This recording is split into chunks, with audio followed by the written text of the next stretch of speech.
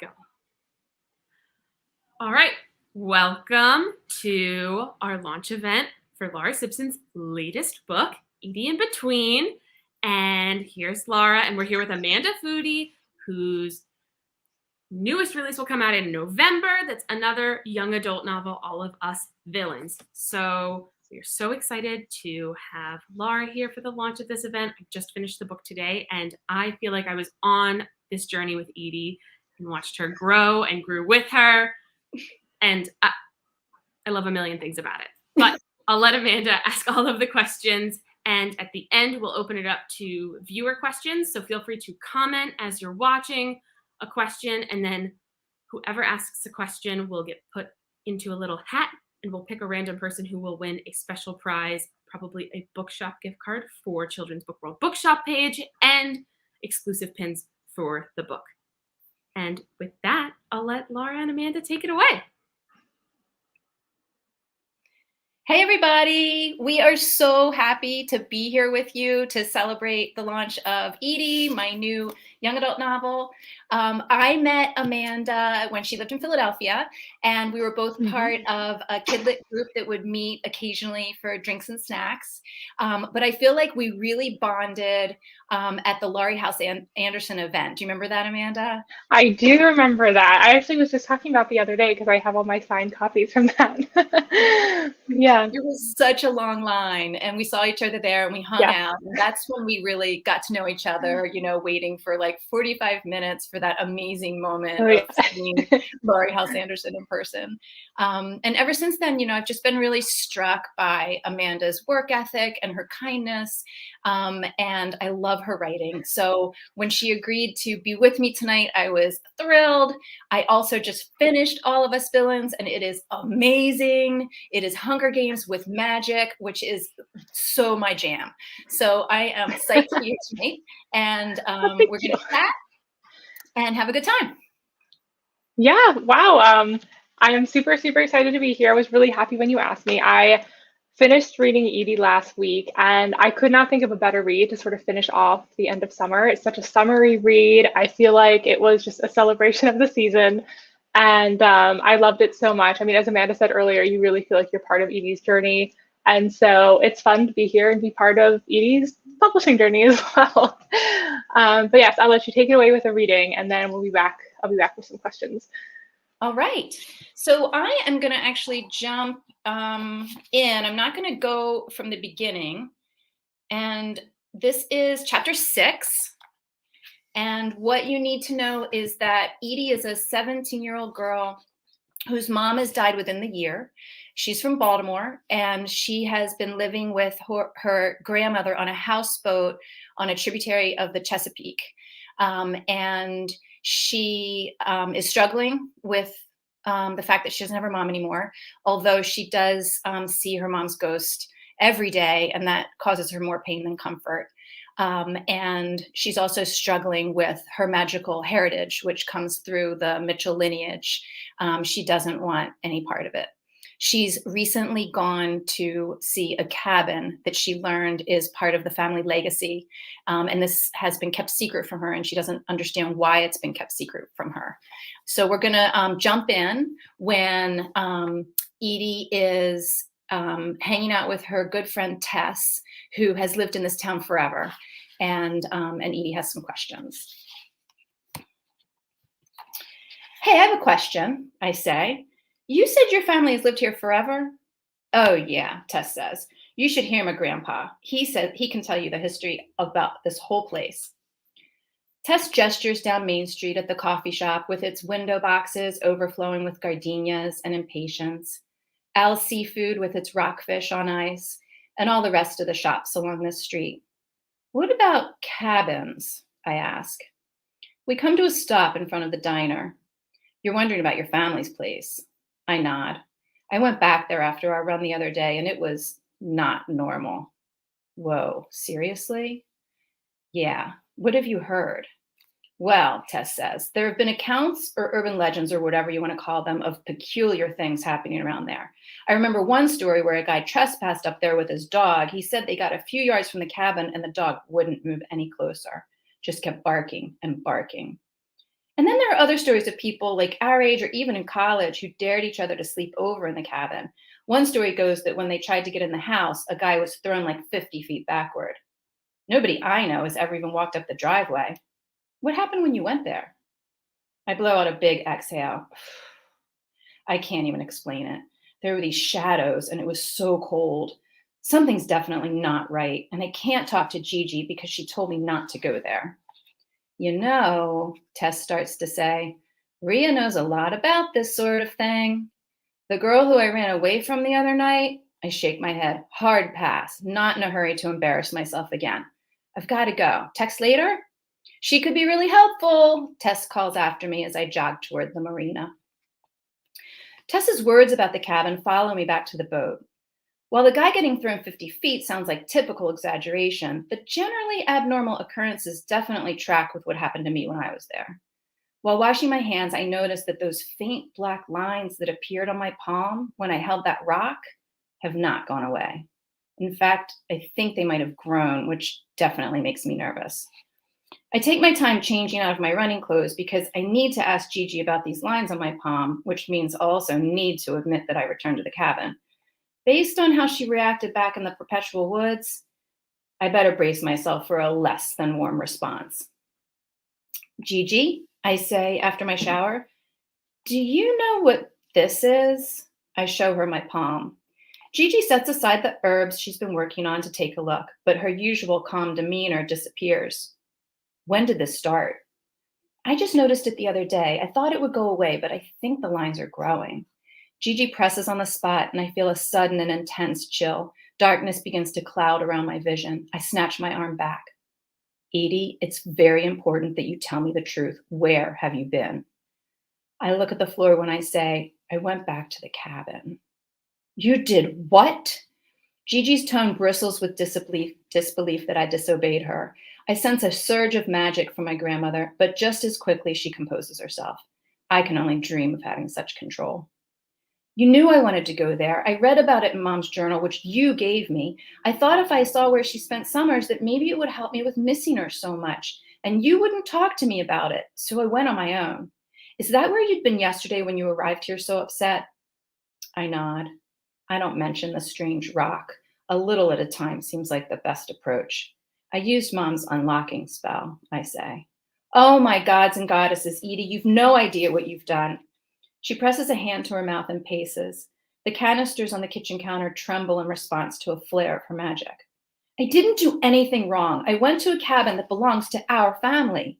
But you weren't to go there. You've messed with magic that you don't understand. I didn't know. Gigi whirls on me, eyes blazing, but you should have. You are a 17-year-old witch who should have learned her craft by now. Her words sting, as though she slapped me. I wasn't ready. Mom understood. Gigi shakes her head. Being ready is a luxury we can't afford, Edie. Your mother indulged you, and now you're in danger. What are you talking about? You've gotten yourself infected. I stare at my palm and the tiny lines that seem to be etched there. Infected? By what? Gigi's sigh is as deep as the ocean. Corrupted magic. But you can fix it, right? Gigi falls heavily into a chair. She looks at me. For as long as I can remember, my grandmother has been strong, competent, no nonsense. Except for now. Because now she looks helpless. And that scares me more than any shadow could. Finally, she speaks. I will do what I'm able, she says. But if we can't stop it, you'll be lost to us forever.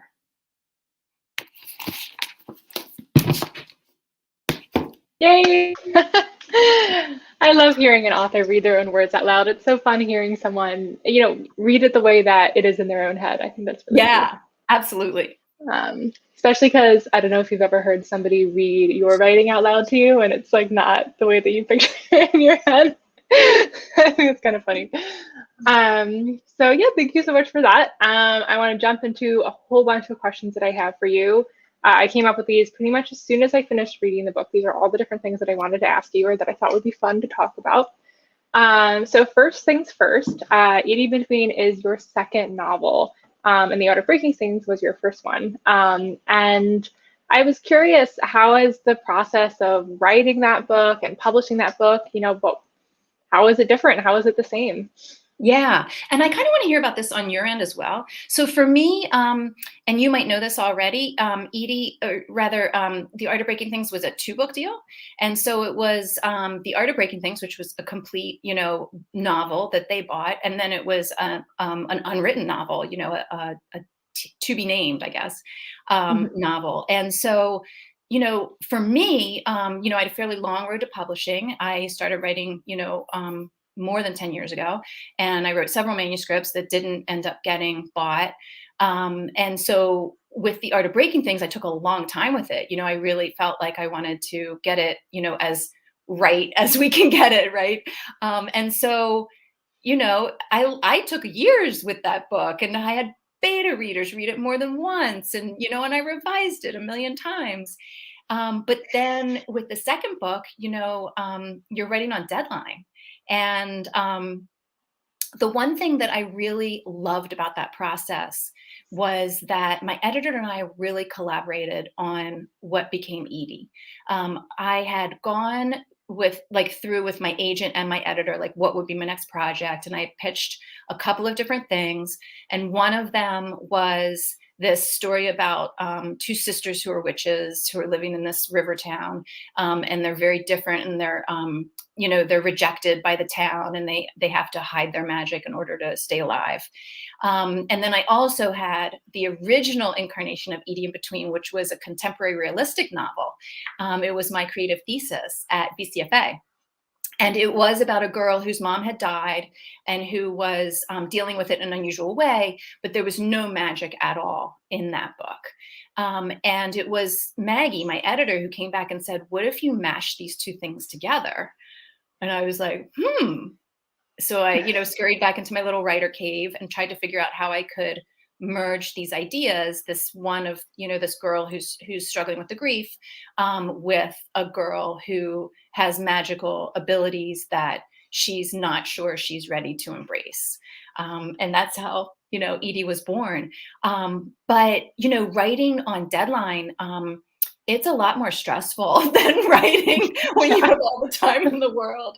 On the other hand, it is also exciting, or I felt grateful, I should say, because I knew this book would be published.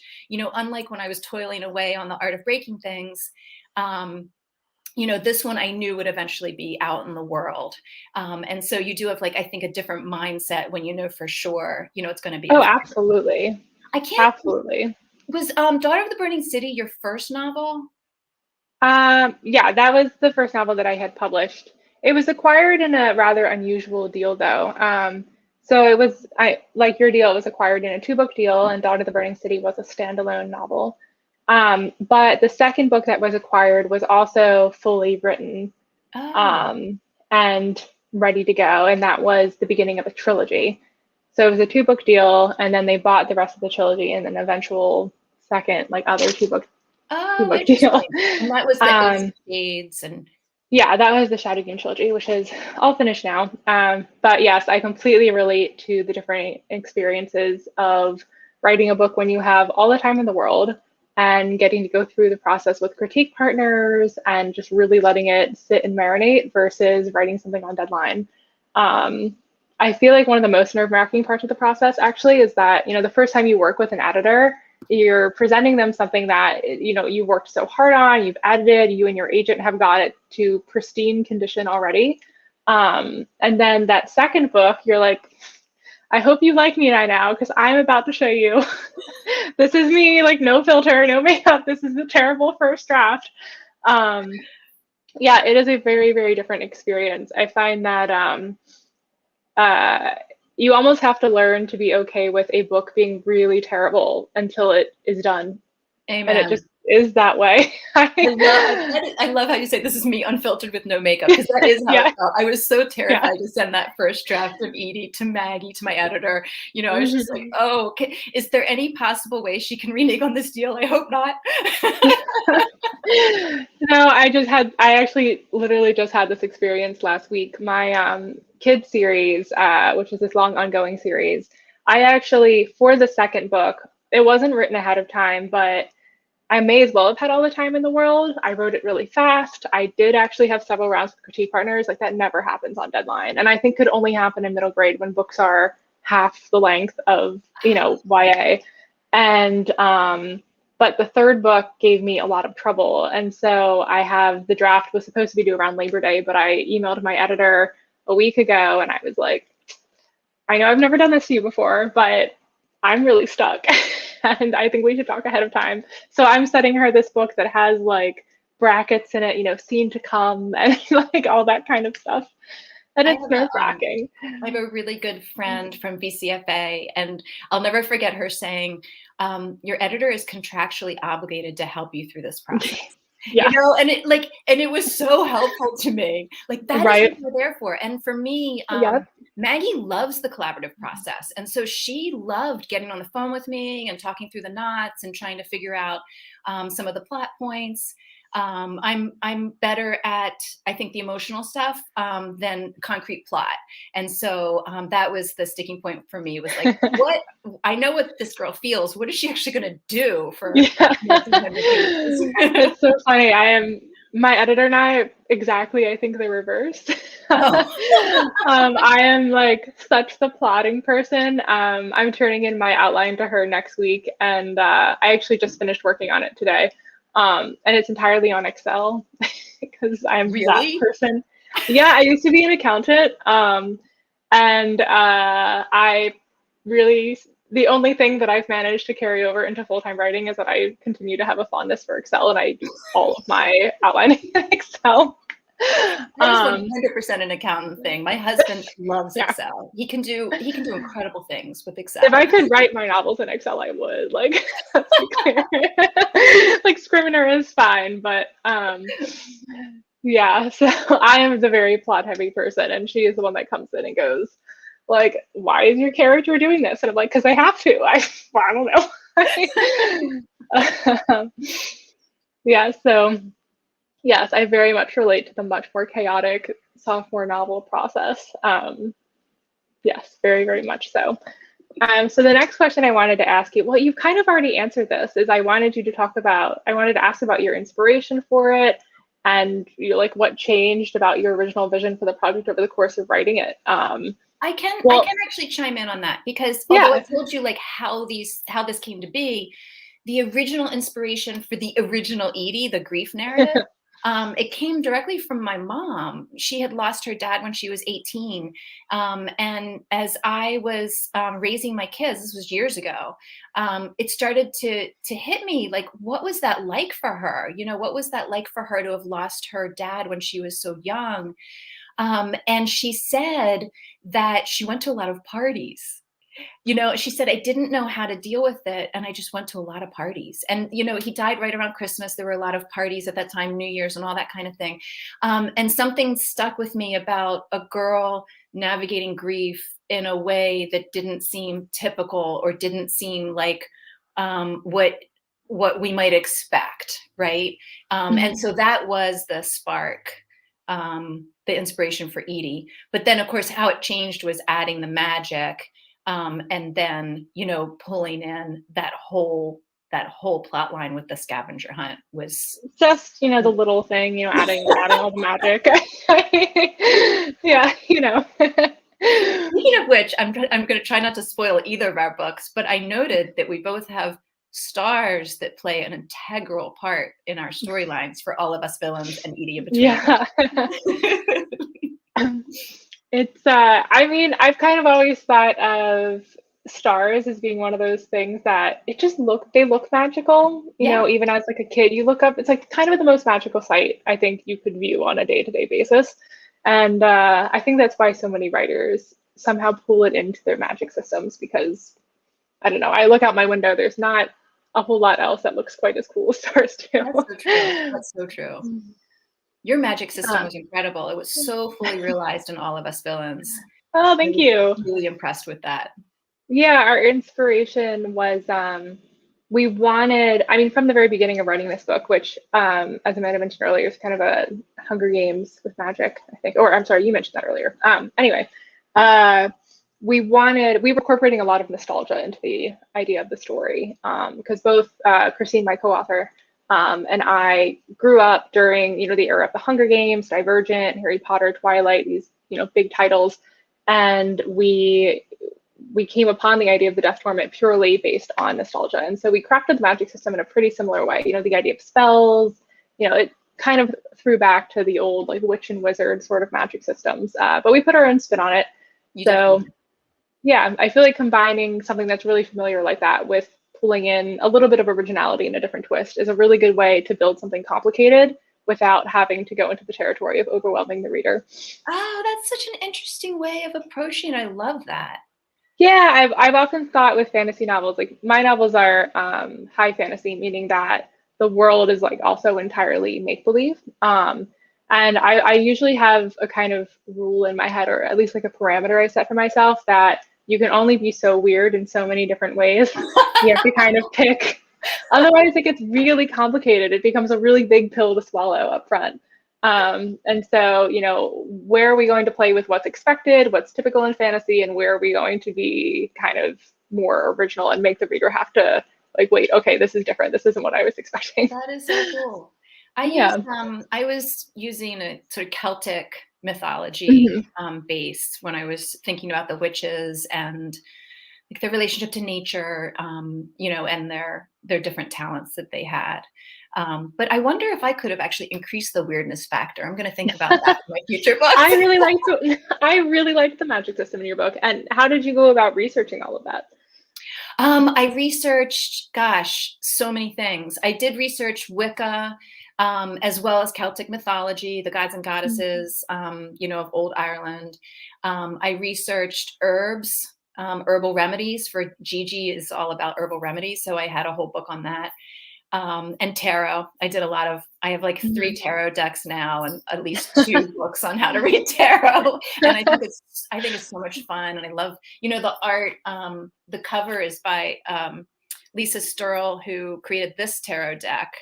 Oh, that's so cool. I adore. That you have another tarot deck. That's so neat. So I had to get her tarot deck because she doesn't. Right. No, of course. Yeah. But yeah, I was interested in like using the elemental nature of magic for this book because I saw these women as being like really grounded in the natural world. And it was interesting to me to consider how Edie was relating to all that, in the beginning and then through the story. And what made you pick? So in your magic system, you have, as you said, different elements, and each witch has their own element that is their affinity. How did you go about picking Edie's as fire?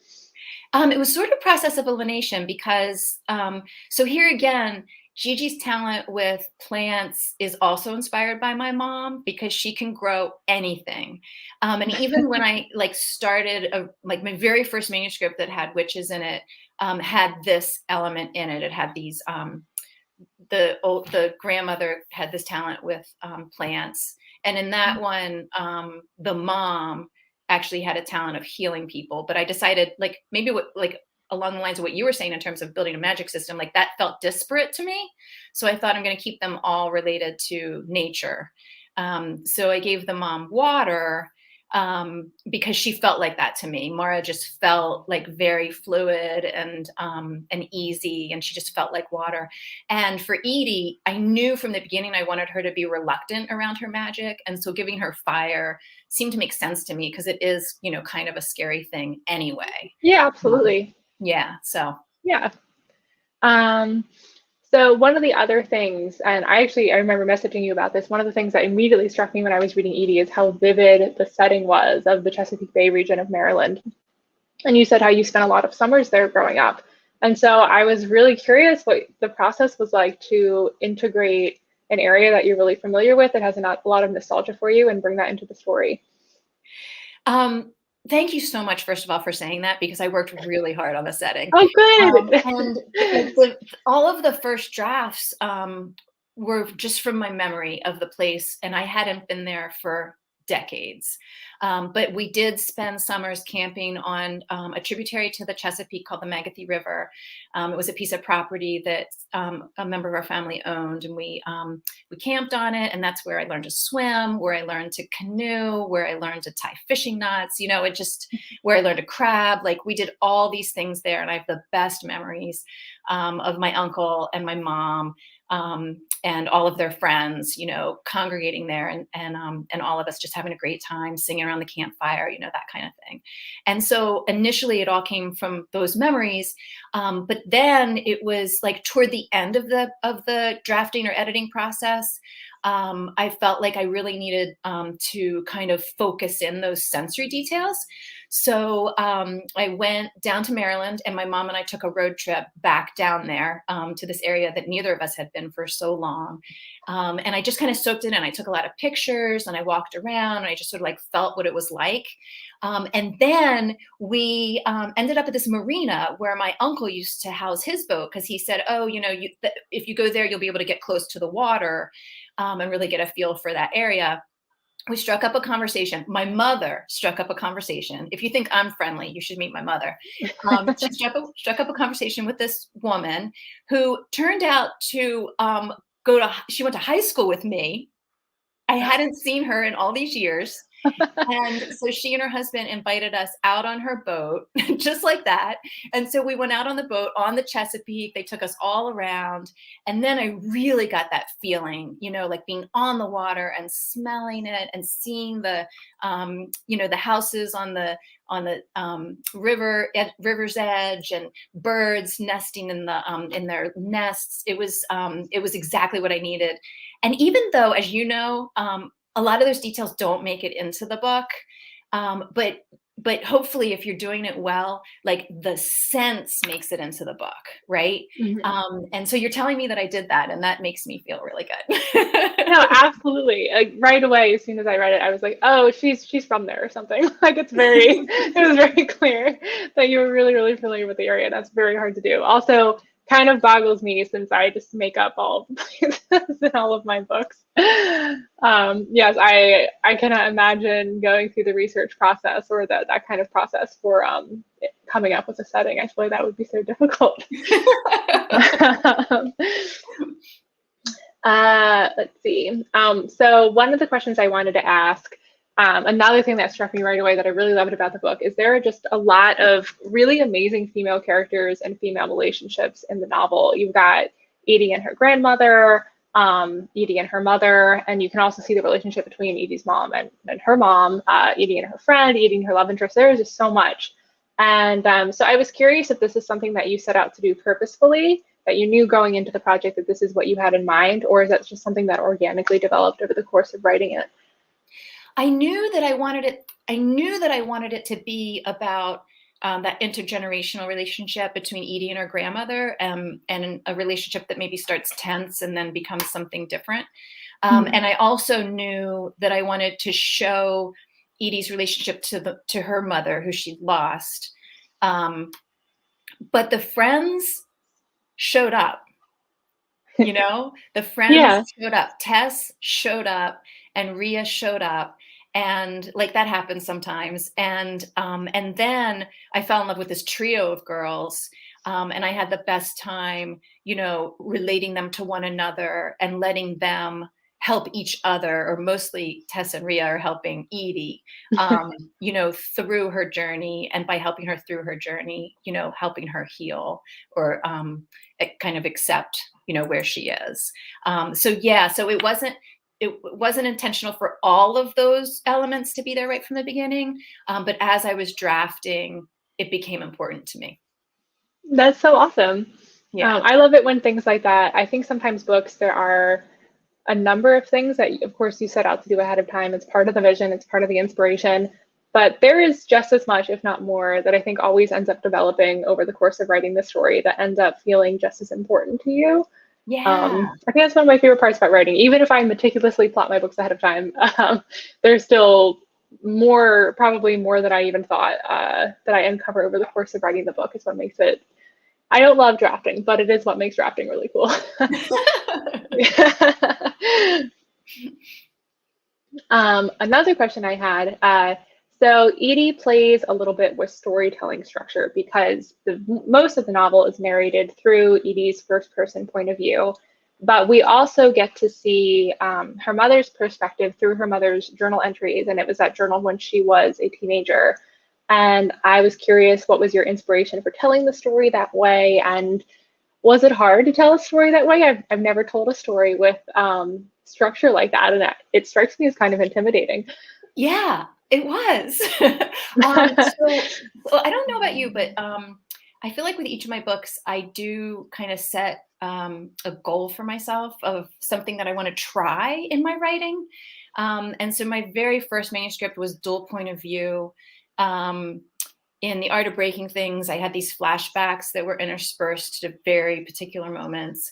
And when I was starting to craft Edie, I had in my mind that I wanted it to be an intertwining grief narrative of current day Edie and then mom from the past when she's roughly the same age.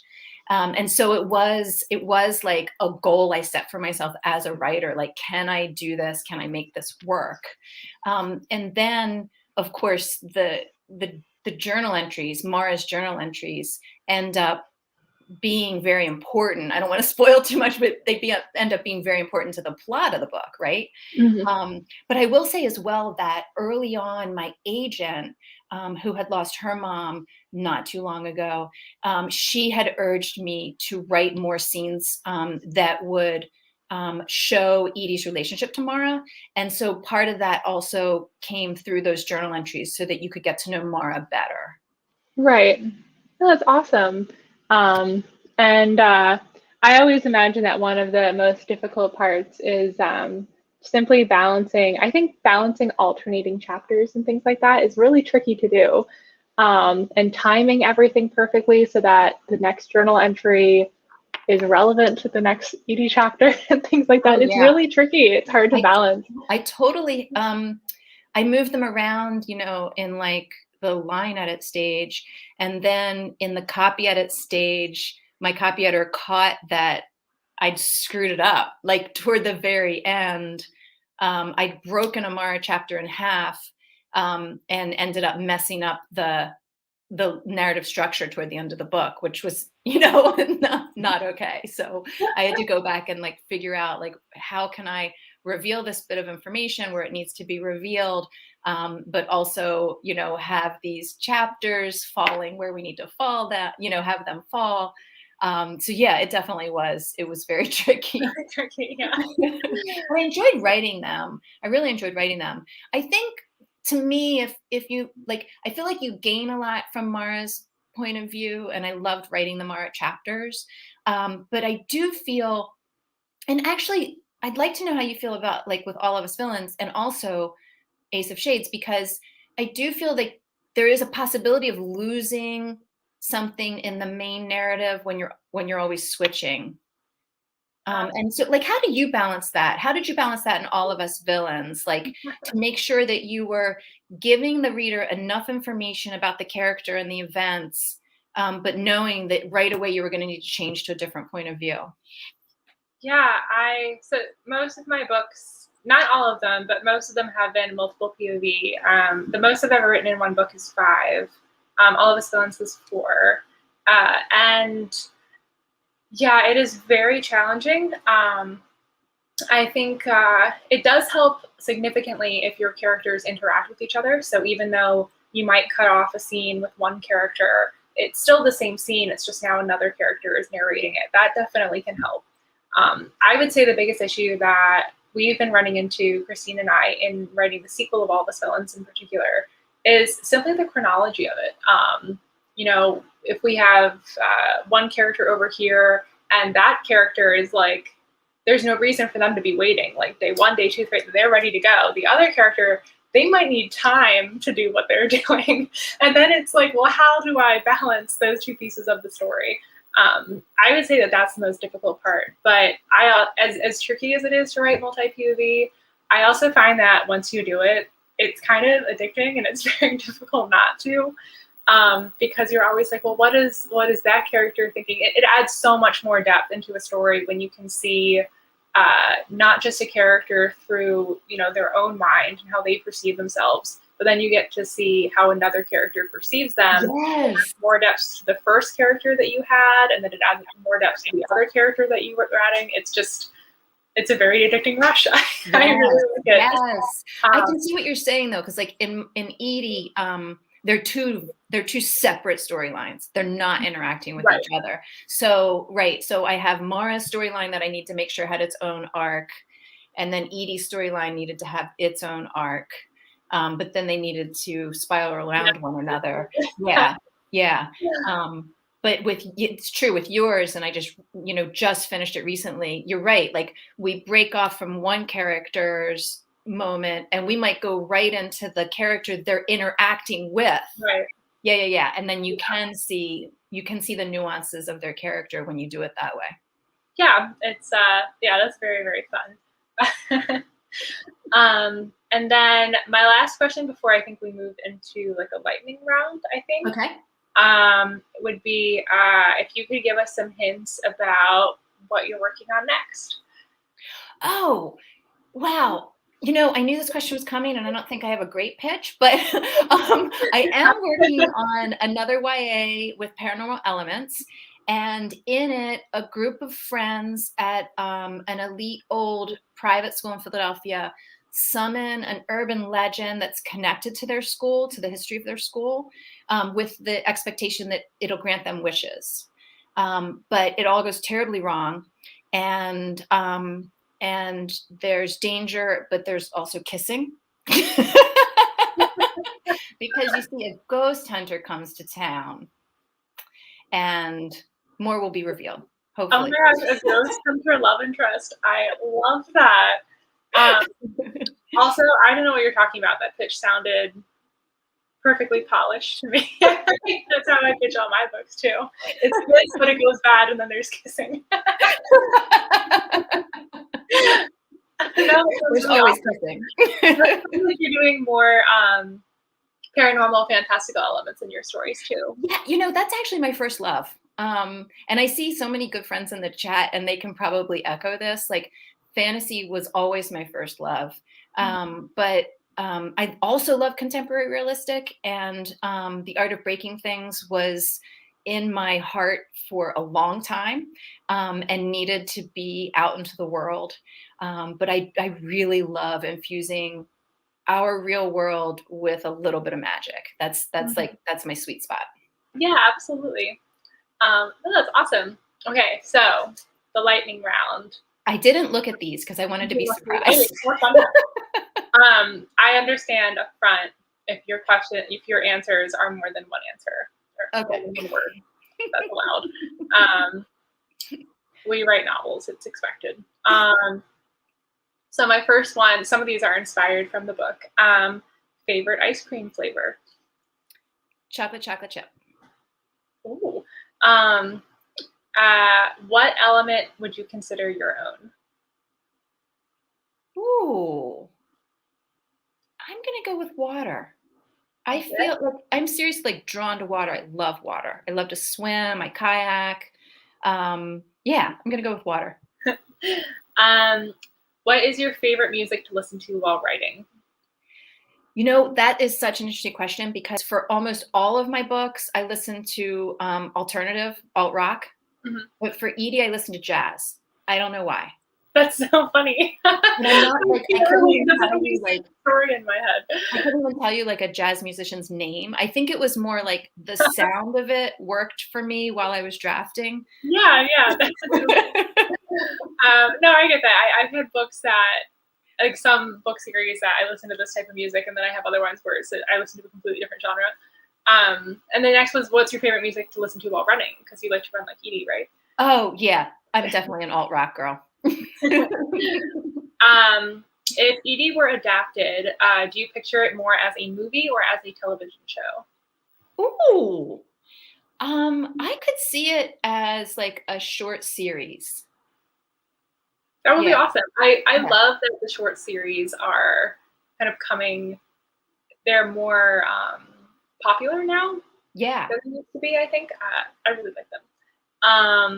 And What I'm is your dying favorite? to see all of us villains as a series or a movie, but preferably a series Oh because I my want it to last a gosh. really long time. That would be very fun. It'd be fun to watch a television show that's almost entirely shot in a red filter. Like, much of the book takes place in a red filter, like literally. So clever, by the way. So clever. But anyway. What is your favorite season? You know, that's a tough one. I live in the Northeast because I love all the seasons. I love all the seasons. I love it right now when it's like so, well, maybe not when it's this hot, but when it's like everything's really lush and overgrown, and it's steamy out. But I think I love that because in 2 months it's going to be nice and cool.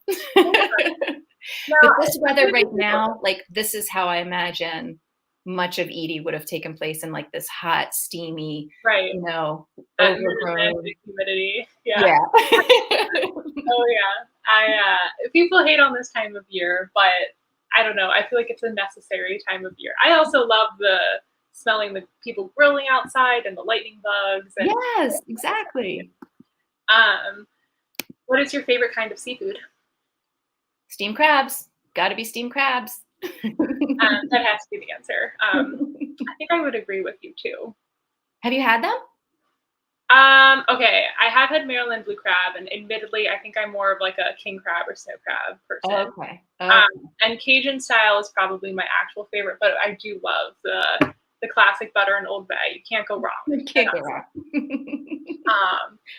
Then I would say, what is your favorite writing snack?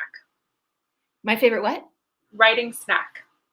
Oh, so if I'm drafting in the morning, I have to have coffee and probably not food. Although Lisa Graff will call me out and say that I love to have a chocolate croissant when we meet together to write at La Colombe. But in the afternoon, I love gummy bears. I'm just like typing and eating gummy bears. Yes. Does it get sticky? Yeah. I mean, honestly, I'm not one to talk. I feel like my laptop keyboard is actually not proud of it. Well, my next question was coffee or tea? Coffee all day, every day. When do you prefer writing? In the morning, during the day, or at night? My favorite time is morning. Like I like to get up, work out, because it's hard for me to sit still for very long if I don't exercise first. And then sit down and write, take a short lunch break, write some more, and then kind of be done for the day. What about you? Oh my. My day is actually very similar to yours, but I think if you scoot it back like 5 hours, it's the same thing, but it's just 5 hours later. Later. I thought you meant earlier. I was going to say you were up. Oh no. No, I roll out of bed, and then the first thing I'll do usually is I go to the gym. And then usually by the time I get back, it's already lunchtime. So then I'll eat, and then I'll write, and then I'll try to be in the afternoon, and then for dinner. I will admit, if I could work in the morning and do all that stuff, I totally would. But it's been a little hard since my partner's been home during COVID. I feel like him getting up for his commute used to be when I would get up too. Oh. But now that he can sleep in so much later without a commute, I too sleep in a lot later. Like I prefer the mornings, but not so much that I'm gonna like be that hard on myself and like sneak out of bed like earlier or something like that. I feel like though you produce a lot, so you're writing pretty much every day, like 4 hours a day or so. Yeah, I would say typically, unless I'm on a really hard deadline, I almost never work on the weekends, unless I truly must. I have, now that I've been doing 2 books a year, I have been on a lot more of the dreaded double deadlines, like more often than not.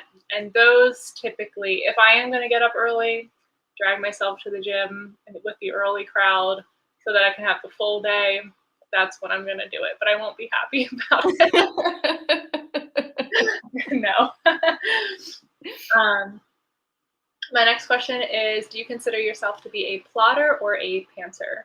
Oh, I'm a pantser who wants to be a plotter.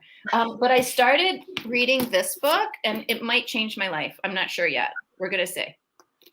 That is exactly what I use for my plotting. Really? Yeah, Okay. really. I like it even No, better I now. had never read the book, and I also don't really know the novel writing version of it, but I encountered it in college in my screenwriting course, Oh, okay. and was like, this is the best. This is groundbreaking. And yes, I use that to this day. Yes, it's excellent. Then my last lightning round question is: do you prefer drafting or editing? I used to think I loved drafting more, but lately I really love the process, especially in the line edit stage where you can polish the language, Mm-hmm. and deepen character and really like dig in on the language more than the drafting feels like I got to get this out. That sophomore novel book on deadline feeling. Yeah. Yes. It's a whole different game at that point. I'm with you. I'm a hardcore fan of editing. I think always editing, with the exception of copy edits, which I think are my enemy.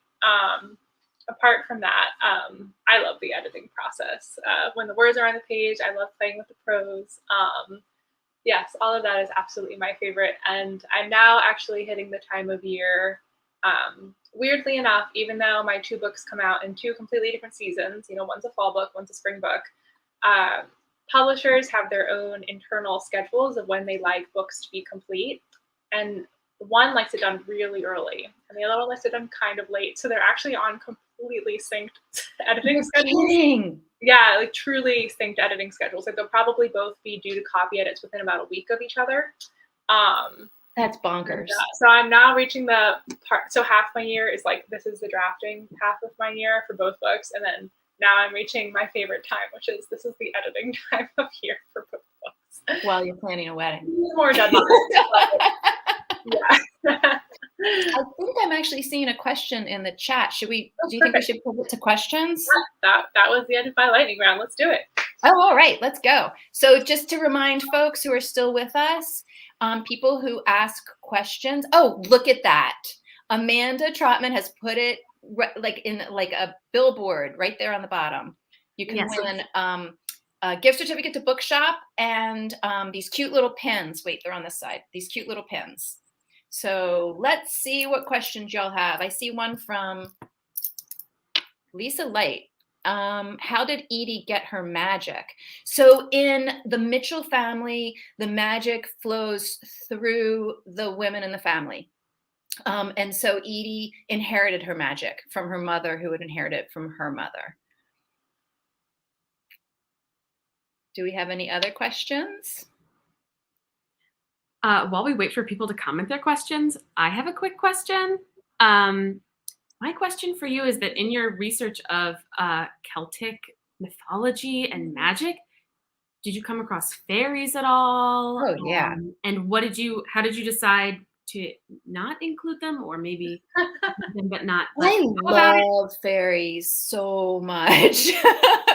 If I could write fairies the way Holly Black writes fairies, I'd be writing fairies. But it just doesn't come that easily to me. So I focused more on the gods and goddesses. So I'm not going to remember all their names anymore because research, it's like it comes in, and if I don't use it, it goes right back out. Mm-hmm. But there are these gods and goddesses in old Celtic mythology called the Tuatha De Danann. I'm sure I'm pronouncing that horribly because I think it's Gaelic. And those were the ones that I looked at that had, they didn't have elemental talents though. They each had different talents. Bridget was one that I really focused in on, and she was one that was known for being like goddess of the hearth and the home. And I think she did have a water element associated with her as well. But yeah, I should bring you to my house, and you could look at my all of the bookmarks I have for Edie on my Chrome. It's like crazy. It's like this long. It's a million things. Awesome. I'll put up some more questions. I would say I relate most to Edie because I am also a runner. And I think too, I was using the magic in the story to kind of illuminate that feeling of not really fitting in that a lot of teens can experience, and which I also experienced. And so for that reason, I can also, relate to her, although I haven't lost a parent. But in terms of like her personality structure, I feel like I can relate to her. Thanks, Lily. Next question. Are you imagining any further adventures for Edie? I did wonder about that. I do feel like I could write another story in this world, but I don't have a plan to do that right now. It was hard to kind of figure out timing, because it's a young adult novel and she's 17, and technically in young adult she could age out of her own world. So I think I'm going to pivot and focus on this new story for now. But I really love those girls, and I could sort of see them like going off on their own, sort of doing their own adventures after this one with Edie. And the next question is, what helped you develop your magic system? So I think I was sharing earlier that I knew I had this elemental system that I wanted to use. So I knew I wanted fire, earth, and water. I didn't use air because I couldn't figure out how to incorporate that. And then on top of that, again, I was thinking about the Celtic myths and legends, mostly like connected to nature and plants and trees. And I just kind of like built it out from there. Next question. Any idea percolating for a contemporary YA in the future? Hi, Sharon. And hi, Linda. That last one was from Linda. Yes, actually. There is another idea that's been percolating that's set in Hawaii, on Kauai, where my aunt lives. And I visited her a while back. And I just love the idea of potentially setting a romantic contemporary YA on an island. That just seems like kind of delicious. So that's definitely back here. Sounds delicious. Okay, question from Jennifer. It's not a spoiler. How did her mom die? Hey, Jenny. Is that a spoiler? I don't think it's a spoiler in the sense that it doesn't impact the story. Like you don't find out about what it was right away, but it doesn't impact the story. Would you say that's true, Amanda Foody? And Amanda, both of you. It's not really. I wouldn't say that it's a spoiler. Yeah. So I wouldn't say it's a spoiler either. She went for a bike ride and she was hit by a car, which is tragic. But it doesn't factor into the story later. Another question from Lisa. Does Edie have a pet? She does indeed. She has a cat named Temperance. Temperance comes in more at the end. It was a great cat name, by the way. I love that name. A follow-up question. Did you choose a cat because they're tied to witches traditionally? Yes. So I was exploring so many potential plot lines with this story, and Lisa Graff can attest to this because she sat beside me for many of my digressions about what to do with this story. But one of them, I was fascinated with this type of cat that only lives in Scotland. And I was trying to figure out if there was a way I could work this cat and witches into my story. And that didn't end up happening, but I brought the cat with me. We have another question from Doug. What were some of your favorite books growing up that may have had an impact on this book? Hey, Doug. I don't know if books growing up had an impact. Like I feel so happy for teens now that have so much young adult literature available to them. Because when I was growing up, I was either reading Stephen King, like thrillers, or adult romance novels, or literary fiction. But I was always drawn to magic. I was always drawn to the idea that magic could be in our world, but just a little bit out of sight. And so when Harry Potter came on the scene, and I was an adult by then, but my kids were reading it, that really opened my mind to the idea that, I could write this as well. Because it seems hard to believe, but when J.K. Rowling did that, it was pretty novel at the time. And there have been so many books since then that use that kind of element of magic just out of sight. But it was kind of a big deal when those books came out. Another question. What images do you find yourself using again and again in your writing?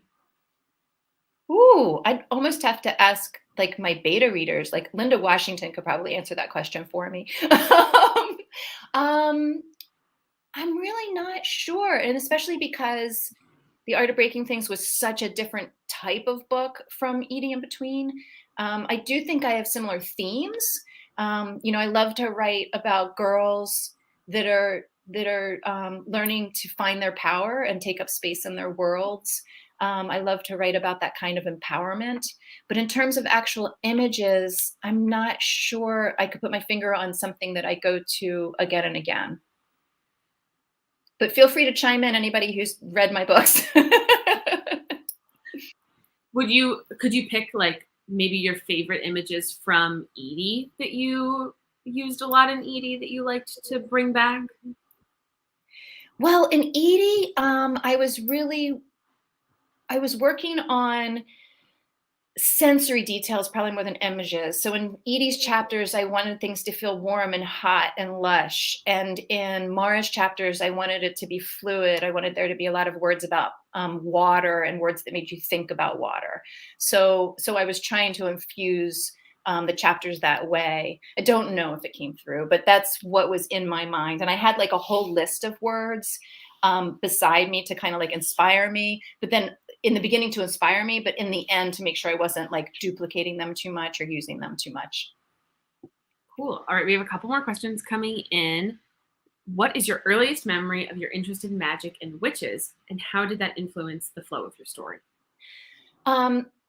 So Doug had asked about books from when I was a kid, and I didn't think of this one when he asked it, but I'll mention it now. And the problem is I don't remember the title, but when I was very young, I got a book from the library. This is when I was living in Pennsylvania, just over the border from Maryland.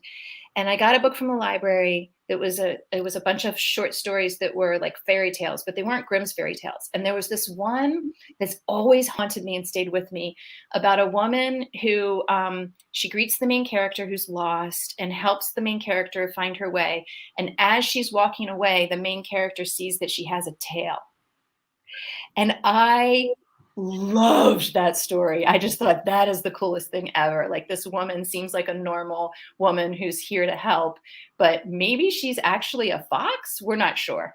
And so that's the first memory I have of like seeing an element of magic in a story that just sort of like blew my mind open and made me want more.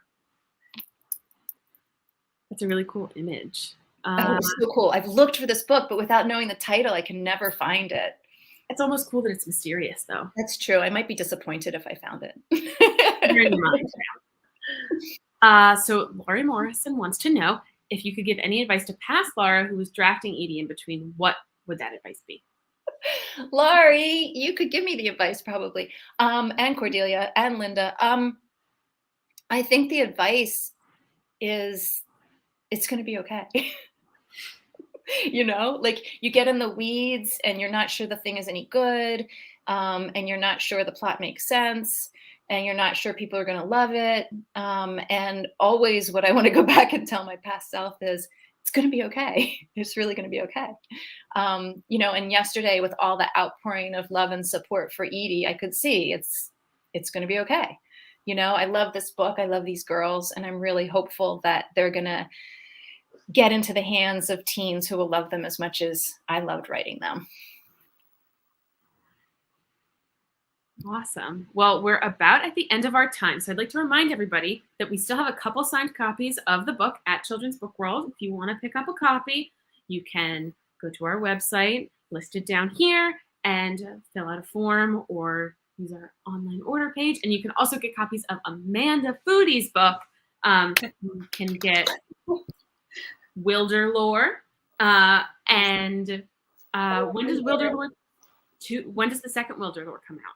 The second Lore comes out on February 1st. And the first one came out in March? Yep. Right? Yeah. Yep. So I know for a fact we have the first one on our shelves. And all of us villains will be out on November 9th, people. Get ready. You're just gonna die. Well, hopefully you won't, literally. Unlike some of the people. Characters will die. I just want to take a quick moment to thank both of these amazing Amandas. I'm like on Team Amanda tonight. Amanda Troutman for being here with me tonight, for being so wonderful yesterday when I came by to sign books. And of course, Amanda Foody for cheering me on and being an inspiration to me. I'm so grateful to both of you for helping me celebrate tonight. And thanks so much to all of you people in the chat. I love and adore all of you. And I know a bunch more of you are listening and watching, and I'm just so grateful that you turned out to support me and to support Edie In Between. Yay.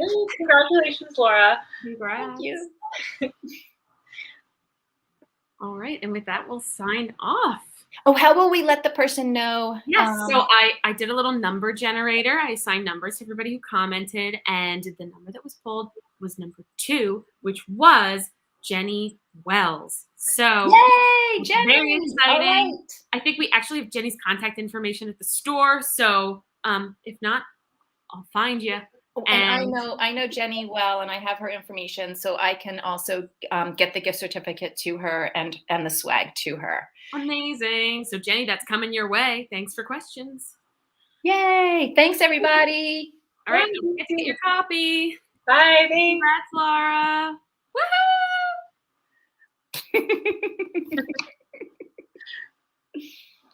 Thank you so much. Yeah, thank you. Thank you for having me. This was so much fun. It was fun. Yes, it was. Are we still live? I have no idea. Bye.